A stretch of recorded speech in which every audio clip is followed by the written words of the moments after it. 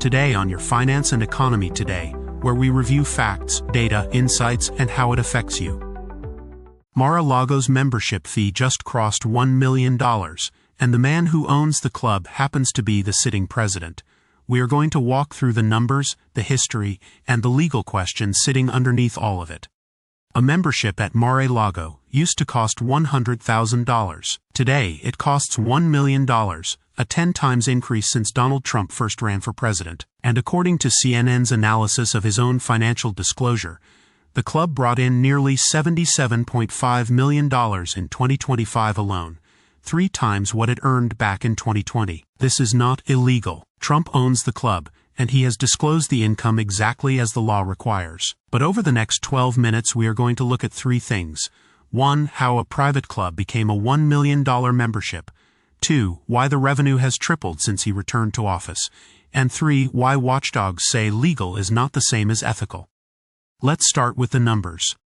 Let us start with the numbers because they are stark. Before Donald Trump ever ran for president, a membership at Mar-a-Lago cost $100,000. That fee has since climbed to $1 million, reported widely, including by Mediaite, as the current initiation cost to join the club. That is a 10 times increase in the price of admission. Now look at what the club actually earned. According to CNN's analysis of Trump's own federal financial disclosure report, Mar-a-Lago generated close to $77.5 million in revenue in 2025. That is up 50% from what the club reported in 2024, a single-year jump of tens of millions of dollars. And it is 3 times what the property earned back in 2020, the last full year before Trump returned to the White House. To be clear about what this is, it is disclosed income from a business Trump owns personally, reported the same way any other financial holding is reported on his annual disclosure form. There is no indication in this reporting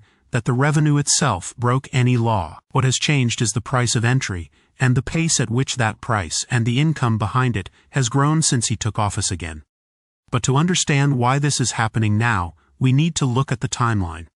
To understand why this is happening now, you have to look at the timeline. Mar-a-Lago has been Trump's private club for decades, and for a long stretch of that time, the initiation fee sat at $100,000, the same price whether he was a private businessman or during his first term sitting president. That fee held for years. It did not climb toward $1 million until later. By the time Trump returned to the White House for a second term, membership had already jumped 10 times over from where it once stood. Now line that up against the revenue numbers CNN pulled from his financial disclosure. In 2020, the final full year of his first term, Mar-a-Lago's earnings were a fraction of what they are today. By 2024, with Trump out of office for most of the years in between, revenue had already grown substantially. Then in 2025, his first year back in the White House, the club brought in nearly $77.5 million, 50% more than the year before, and 3 times the 2020 figure. Put another way, the 2 biggest jumps, in both the membership fee and the club's income, line up with the 2 periods Trump has occupied the Oval Office. That timing is exactly why this story exists, not because a golf club raising its prices is unusual on its own, but because of who owns this particular golf club and what job he holds while he owns it. This reporting does not include a full year-by-year breakdown of every fee increase in between, and we are not going to pretend it does. So what are members actually paying for?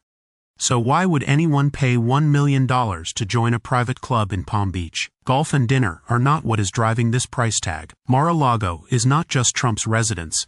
It operates as what reporters have described as the unofficial winter White House. Cabinet meetings have been held there. Foreign leaders have been received there. Members mingle in the same dining room where the president eats dinner, and photographs of members standing next to Trump have circulated widely. Critics and government ethics watchdogs argue that this proximity, not the golf course, not the pool, not the spa, is the actual product being sold. Their framing is this: when the membership fee at a sitting president's private club rises 10 times over, and the surrounding coverage repeatedly centers on access to the president himself, it raises the question of what members believe they are buying. That is an argument, not a proven transaction. Nobody in this reporting has shown that a specific member paid a specific dollar amount in exchange for a specific government favor. What is verifiable is simpler.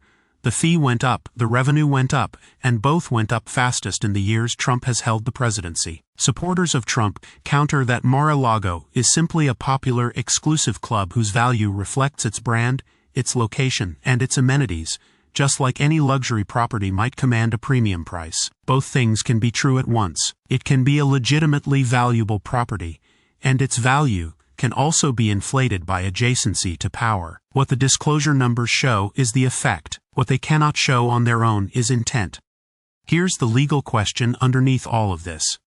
Now to the legal question, because this is where the story gets more nuanced than the headlines suggest. The Constitution does address presidential income in Article 2, Section 1, Clause 7, known as the Domestic Emoluments Clause. It fixes the president's salary and bars him from accepting any other payment or emolument from the United States government or from any state government. On its face, that clause does not cover Mar-a-Lago membership fees. Those payments come from private individuals joining a private club, not from a federal or state government, so the plain text of the clause mostly does not apply here. Ethics scholars still raise the clause in this context for a narrower reason. Government agencies, political campaigns, and party organizations have over the years spent money directly at Trump properties for events and travel. When taxpayer-funded or government-linked spending flows into a business the president owns, that gets closer to the spirit the clause was written to guard against, even though individual membership dues from private citizens are a separate issue entirely. Then there is the second piece of the puzzle, 18 U.S.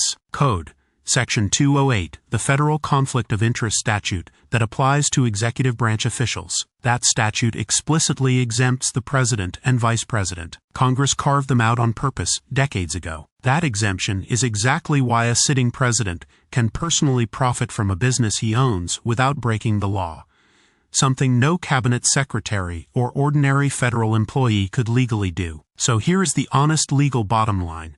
This is not a story about a law being broken. It is a story about a gap in the law, a loophole Congress wrote into the statute on purpose, being used exactly as written, in a way its authors may never have anticipated at this scale. Now, what does this actually mean for you?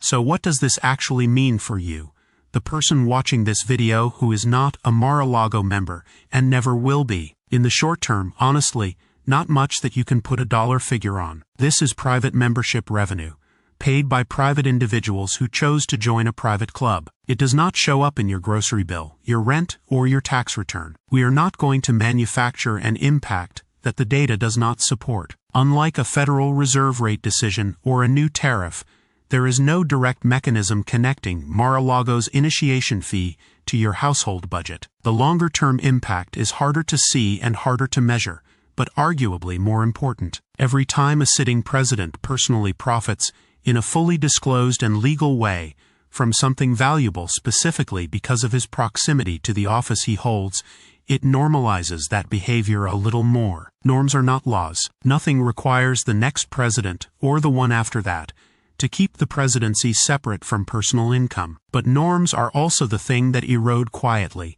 one disclosed and technically legal example at a time, until a practice that would have been unthinkable a generation ago becomes just another line item on a financial disclosure form. The precedent being set here is not a legal one. It is a template, and templates get followed by whoever comes next, regardless of party.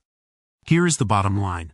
The Mar-a-Lago membership fee has risen from $100,000 to $1 million, and the club generated nearly $77.5 million in 2025, according to CNN's review of Trump's own financial disclosure. None of that is illegal. All of it was disclosed exactly as the law requires.